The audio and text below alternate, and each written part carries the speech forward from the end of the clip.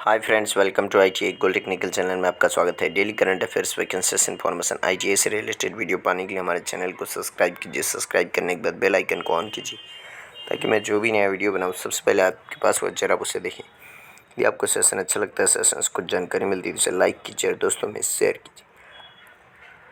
Share जरूर कीजिएगा क्योंकि यह कॉम्पिटिशन की तैयारी करने वाले बच्चों के लिए बहुत ही इंपॉर्टेंट सेशन है। चलिए सेशन की ओर चलते हैं। यदि आप अपने चैनल ITA गोल्ड टेक्निकल पर पहली बार आए हो तो इसे सब्सक्राइब कीजिए और अपने दोस्तों से भी जरूर करवाइएगा।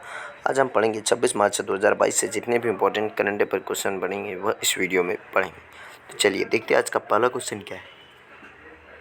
हाल ही में विश्व क्षय रोग दिवस कब मनाया गया? तो इस क्वेश्चन का राइट आंसर ऑप्शन नंबर ए 24 मार्च को यह दिवस मनाया गया है। वर्ल्ड ट्यूबरक्लोसिस डे हर साल 24 मार्च को तपेदिक यानी टीबी की वैश्विक महामारी और बीमारी को खत्म करने के प्रयासों के बारे में जनता में जागरूकता पैदा करने के लिए विश्व क्षय रोग दिवस मनाया जाता है। और यह तारीख 1882 से उस दिन को चिन्हित करती है जहां डॉक्टर रॉबर्ट कोच की घोषणा की थी कि उन्होंने टीबी के कारण बनने वाले जीवाणु की खोज की है जिसने इस बीमारी के निदान और इलाज का रास्ता खोल दिया था। यह एक गंभीर संक्रामक रोग है जो मुख्य रूप से आपके फेफड़ों को प्रभावित करता है और क्षय रोग पैदा करने वाले जीवाणु खांसने छींकने के माध्यम से हवा में छोड़ी गई छोटे छोटे एयर ड्रॉप्टिकल्स छोटी बूंदों के माध्यम से एक व्यक्ति से दूसरे व्यक्ति में फैल जाते हैं। और क्षय रोग आपके गुर्दे, रीढ़, मस्तिष्क सहित आपके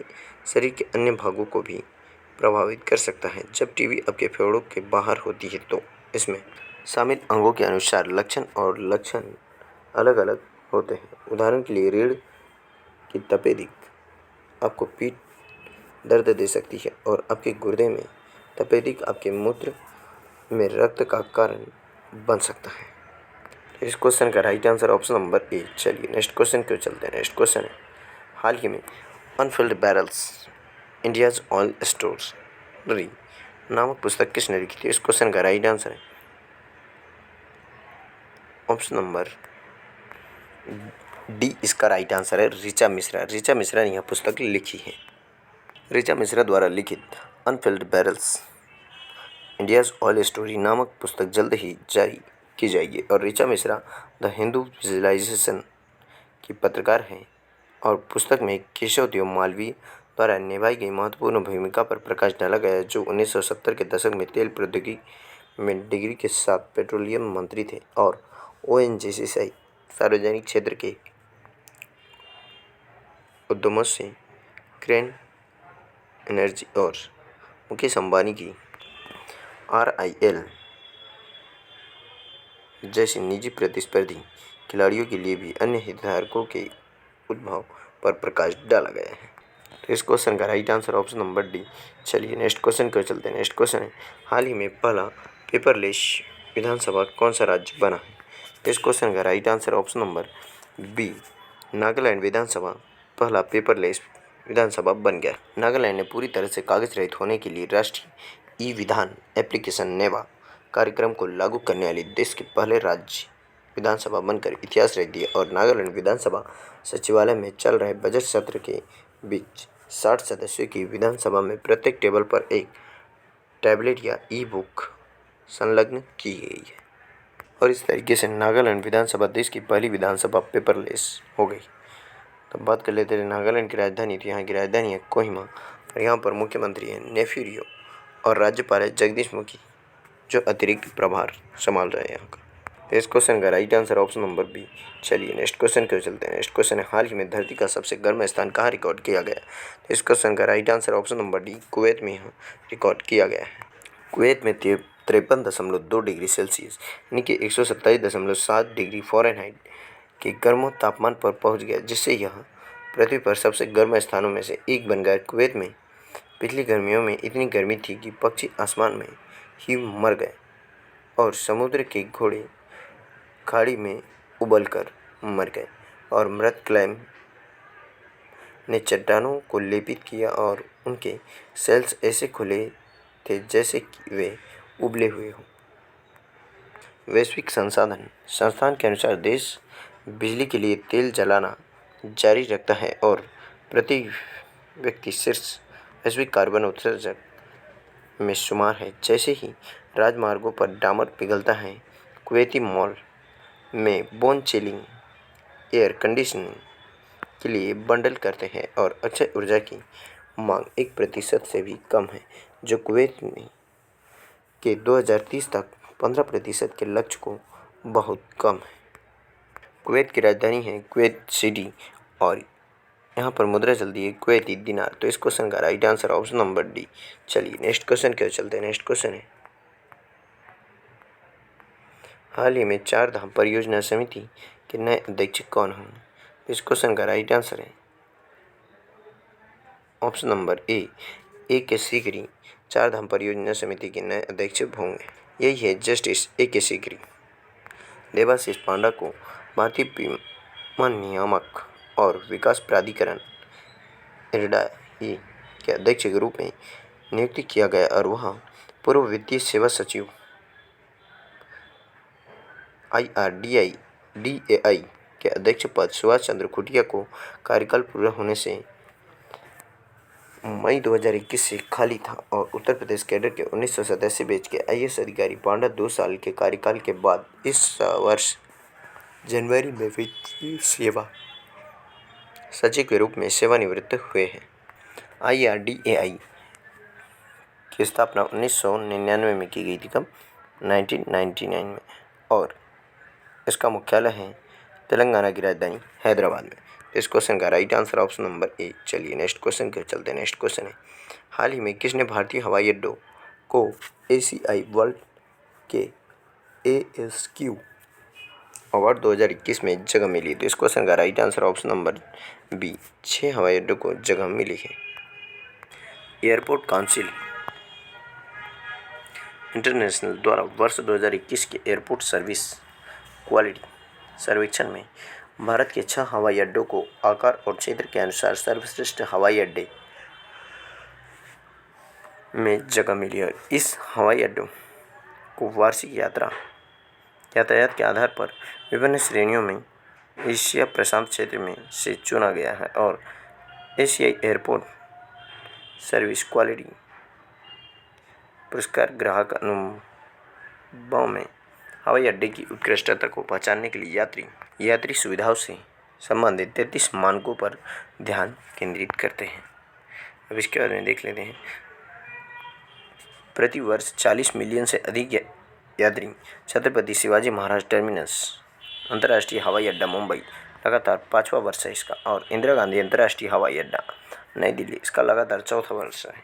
श्रेणी प्रति वर्ष 15 से 25 मिलियन यात्री राजीव गांधी अंतर्राष्ट्रीय हवाई अड्डा हैदराबाद, और प्रति वर्ष 5 से 15 मिलियन यात्री कोचीन अंतर्राष्ट्रीय हवाई अड्डा कोचीन और सरदार वल्लभ भाई पटेल अंतर्राष्ट्रीय हवाई अड्डा अहमदाबाद इसमें शामिल, और चंडीगढ़ हवाई अड्डा 2 से 5 मिलियन यात्री के लिए इसमें शामिल हुआ है। हवाई अड्डा परिषद अंतर्राष्ट्रीय मुख्यालय मॉन्ट्रियल कनाडा में है और इसकी स्थापना की गई 1991 में है। तो इस क्वेश्चन का राइट आंसर है ऑप्शन नंबर बी इसका राइट आंसर है। चलिए नेक्स्ट क्वेश्चन को चलते हैं। नेक्स्ट क्वेश्चन है, हाल ही में कार्बन तटस्थ खेती के तरीकों को पेश करने वाला पहला राज्य बना है। तो इस क्वेश्चन का राइट आंसर है ऑप्शन नंबर सी इसका राइट आंसर है केरल इसका राइट आंसर। तो चलिए देख लेते हैं। केरल देश का पहला राज्य बनने के लिए तैयार है जो चयनित स्थानों में कार्बन तटस्थ खेती के तरीके पेश करेगा, जिसके लिए सरकार ने 2022-23 के बजट में 6 करोड़ रुपए रखे हैं। पहले चरण में कृषि विभाग और आदिवासी क्षेत्रों के तहत 13 फार्मों में कार्बन न्यूट्रल खेती लागू की जाएगी और अलुवा स्थित स्टेट सीड फार्म को कार्बन न्यूट्रल फार्म में बदलने के लिए कदम उठाए जा रहे हैं। दूसरे चरण में सभी 140 विधानसभा क्षेत्रों में मॉडल कार्बन न्यूट्रल फार्म विकसित किए जाएंगे। केरल के राज्यपाल हैं आरिफ मोहम्मद खान, यहाँ की राजधानी है तिरुवनंतपुरम, या इसे त्रिवेंद्रम भी कहते हैं। मुख्यमंत्री है पिनराई विजयन। तो इस क्वेश्चन का राइट आंसर है ऑप्शन नंबर सी इसका राइट आंसर है। चलिए नेक्स्ट क्वेश्चन को चलते हैं। नेक्स्ट क्वेश्चन है, हाल ही में एबल पुरस्कार 2022 से किसे सम्मानित किया गया है? तो इस क्वेश्चन का राइट आंसर है option number A Dennis Parnell Sullivan को एबल पुरस्कार 2022 से सम्मानित किया। यही है अमेरिकी गणितज्ञ सुलीवन। कौन? डेनिस पार्लेंस सुलीवन, जिनको अभी Norwegian academy of science and letters ने अमेरिकी गणितज्ञ डेनिस पोर्नेल सुलीवन को वर्ष 2022 के लिए एबल पुरस्कार से सम्मानित किया। प्रशस्ति पत्र में उल्लेख किया गया है। यह पुरस्कार टोपोलॉजी में उनके व्यापक योगदान और विशेष रूप से इसके बीजगणितीय, ज्यामिति और गतिशील पहलुओं में से के लिए दिया गया है। और इन्हें और भी पुरस्कार मिले हैं। उनमें से स्टील पुरस्कार गणित में 2010 में, वुल्फ पुरस्कार और गणित के लिए 2014 का बलजान पुरस्कार शामिल है। वह अमेरिकन मैथमेटिकल सोसाइटी के फेलो भी है।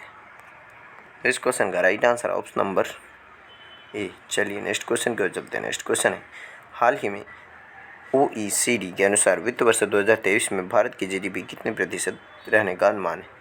इसका राइट आंसर ऑप्शन नंबर ए 8.1% रहने का अनुमान है।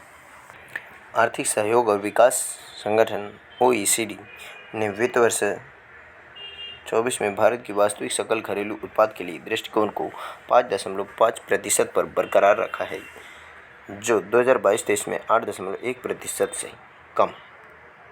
और बुनियादी ढांचों खर्च सीमा को फिर से खोलते हुए उभरते एशिया की GDP चीन, भारत और दक्षिण पूर्व एशियाई राष्ट्र संघ यानी कि आसियान के 10 सदस्य देश इस साल 5.8% की दर से बढ़ने का अनुमान है। और 2021 में 7.4% का विस्तार और 2020 में 0.8% संकुचन यानी कि कम हुआ था। यह कहते हुए कि यूक्रेन युद्ध मुद्रास्फीति और आपूर्ति श्रृंखला जोखिमों को जोड़ता है, जो एक उभरते हुए एशिया का सामना कर रहे हैं, जो कोविड-19 मंदी से बाहर निकलने का प्रयास कर रहे हैं। तो इस क्वेश्चन का राइट आंसर ऑप्शन नंबर ए। चलिए नेक्स्ट क्वेश्चन पर चलते हैं। नेक्स्ट क्वेश्चन है, हाल ही में शहाबुद्दीन अहमद का निधन हुआ। वह किस देश के पूर्व राष्ट्रपति थे? तो इस क्वेश्चन का right answer option number D. Bangladesh के पूर्व राष्ट्रपति थे, जिनका अभी हाल ही में निधन हो गया। यही थे शहाबुद्दीन अहमद, जिनका अभी हाल ही में निधन हुआ। 92 वर्ष की आयु में इनका निधन बांग्लादेश के ढाका में हो गया है। और 1990 में पूर्व सैन्य तानाशाह HM इरशाद को गिराने के लिए बड़े पैमाने पर विद्रोह के बीच सभी दलों में सर्वसम्मति के उम्मीदवार के रूप में वह राज्य के अंतरिम प्रमुख थे। और शहाबुद्दीन अहमद ने 1996 से 2001 तक बांग्लादेश के राष्ट्रपति के रूप में कार्य किया है। वह फरवरी 1991 में देश में स्वतंत्र और विश्वसनीय चुनाव कराने के लिए जिम्मेदार थे। तो इस क्वेश्चन का right answer option number D. चलिए आज का सेशन ये समाप्त होता है। यदि आप अपने चैनल ITA गोल्ड टेक्निकल पर पहली बार आए हो तो इसे सब्सक्राइब कीजिए और अपने दोस्तों से भी जरूर करवाइए। और सब्सक्राइब करने के बाद बेल आइकन को ऑन कीजिए, ताकि मैं जो भी नया वीडियो बनाऊँ सबसे पहले आपके पास पहुँचे और आप उसे देखें। यदि आपको सेशन अच्छा लगता है, सेशंस को जानकारी मिलती है तो इसे लाइक कीजिए और दोस्तों में शेयर कीजिए। Thank you so much for watching for my video. मिलते हैं नेक्स्ट सेशन में।